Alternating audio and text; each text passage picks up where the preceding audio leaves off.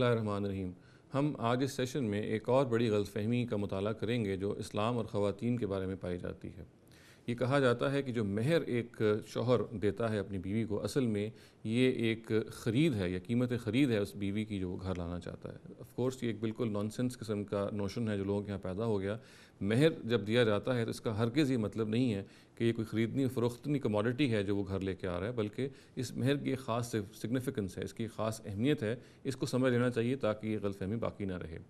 مہر اصل میں اس چیز کا علامتی اظہار ہے کہ ایک مرد جو ہے جس بیوی کو گھر لے کے آ رہا ہے اس کی فائنینشیل رسپانسبلٹی وہ اٹھائے گا۔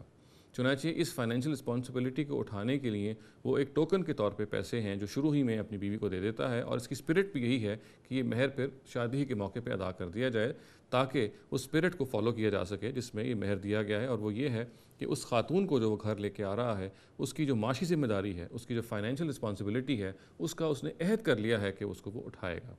مہر کے بارے میں یہ بھی جان لینا چاہیے کہ اس کی جو مقدار ہے یہ مقرر نہیں کی گئی شریعت میں، بلکہ قرآن مجید یہ کہتا ہے کہ مہر کو معروف کے مطابق دیا جائے گا، یعنی سوسائٹی کے جو کسٹمز ہیں، اس کی جو کنونشنز ہیں، اس کے مطابق دیا جائے گا۔ اور یہ کسٹمز جو ہیں اور کنونشنز ہر سوسائٹی کی مختلف ہیں۔ یہ قدیم سوسائٹیوں کی آج کی سوسائٹی سے فرق ہوگی، اور ایک ہی زمانے کی جو مختلف سوسائٹیز ہیں، مثال کے طور پہ پاکستان کی سوسائٹی میں اور ہوگی، افغانستان کی سوسائٹی میں اور ہو سکتا ہے، جو بھی یہ معروف ہوگا اس کو فالو کیا جائے گا۔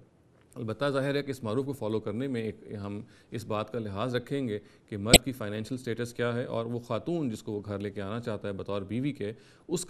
کی سماجی حیثیت کیا ہے۔ اس کو سامنے رکھ کے یہ مہر کا تعین کیا جائے گا، اور جیسا کہ میں نے عرض کیا شریعت نے اس کی کوئی تعداد کوئی مقدار مقرر نہیں کی۔ اور یہ بات بھی جان لینی چاہیے کہ یہ جو عام طور سے کہا جاتا ہے کہ کوئی شرعی حق مہر ہے، تو یہ بات بھی بالکل ٹھیک نہیں ہے۔ حضرت علی نے اگر حضرت فاطمہ رضی اللہ تعالیٰ عنہ کو کوئی حق مہر دیا تو یہ اس زمانے کی روایات اور اس زمانے کی کنونشنز کے مطابق دیا جو انہوں نے فالو کی، اور یہ بالکل قطعی ہے کہ ہم آج کے دور میں جو حق مہر دیں گے، اس کی جو مقدار مقرر کریں گے، وہ